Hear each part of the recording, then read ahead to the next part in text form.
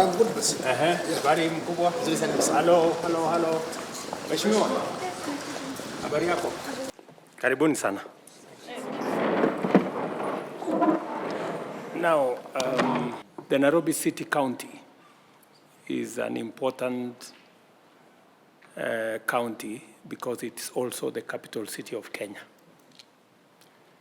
And there is a mandatory relationship between the national government and the Nairobi city by virtue of it being the capital of Kenya.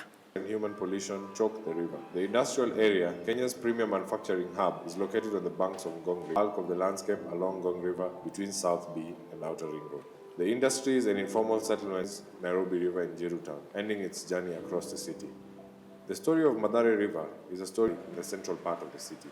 Like the case of the other rivers in the Nairobi regional site and acts as a source of water. The river pours out of Kabete Dam and the river. As the deep, wide valley changes from a tree-filled, the river faces significant pollution in this section. Untreated sewage and human waste is dumped into the river, which provides an easy discharge route in a place devoid of planned infrastructure. Halfway, in different estates, in different parts of the city, we also need to pick that in your constituencies. I think that is important to involve the leadership of the city of Nairobi in this in the river project and program. Thank you. 1 year, I've been planning and wishing to meet you so that we video on how the rivers are. Then after that, we continue, please. Highland forests and wetlands that give rise to a multitude of rivers and streams. Of these rivers that flow and the environmental challenges they face. Ngong River is reputed to be Kenya's most polluted river. It rises from a spring near Ngong Road, confluence outside Kibera informal settlements, and flow into the Kibera Valley, a recreational spot in the post-colonial decades. Ngong River week 5. So yes. Week 6. We started week 6.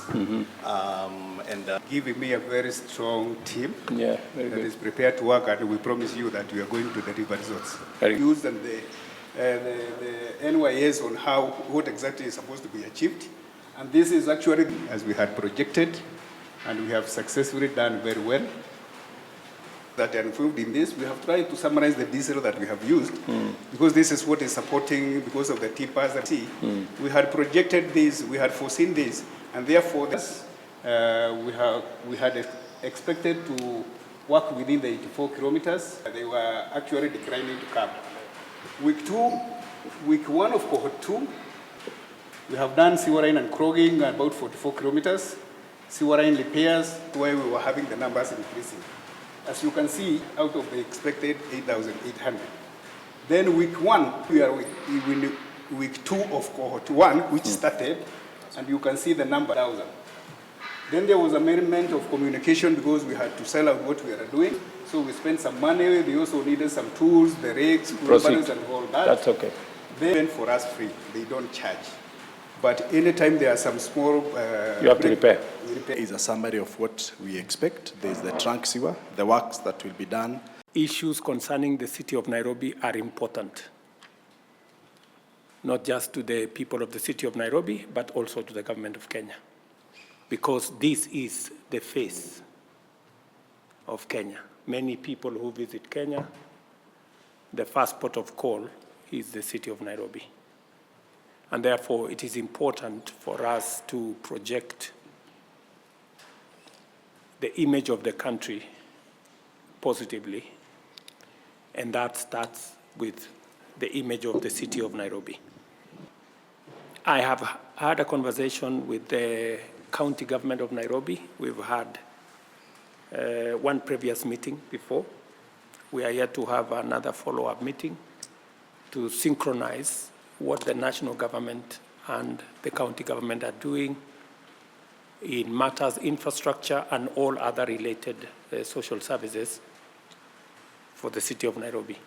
We have a challenge of classrooms in the city of Nairobi. I've discussed with many members of parliament, and they have brought this to my attention.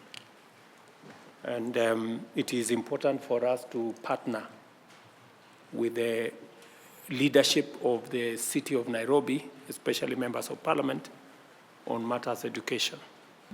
I committed that we are going to work with the members of parliament to build at least 5,000 new classrooms. That's my target over time.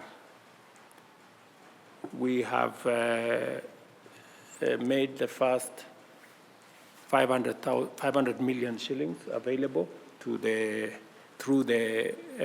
NGCDF to start that process. I would want us to work together to see how we can actualize more classrooms for the children of the city of Nairobi. They are very important to all of us, including to the citizens and residents of the city of Nairobi. When I established the Nairobi Rivers Commission, the intention was to see how we can clear the garbage and clean the Nairobi River in a very sustainable way. I know several attempts have been made before. Michuki tried and did a good job, but we dropped the ball after Michuki. So this time round, we want to do Nairobi River Commission in a different way.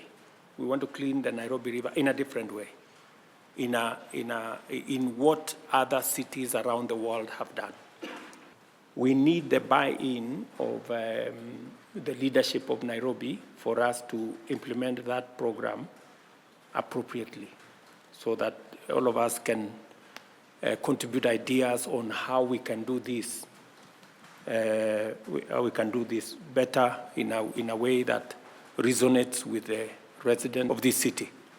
The most important aspect of this is actually the sewer. We need to contain the sewer that currently is going to the Nairobi River.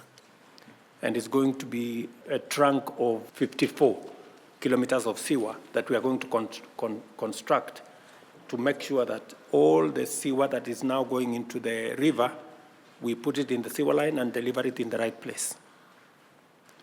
And then, of course, we are going to do other infrastructure. We are going to widen the river to between 20 and 30 meters in different parts. We're going to put infrastructure around it, non-motorable transport infrastructure around it, and also do some linear markets, along that, so that we can make it better.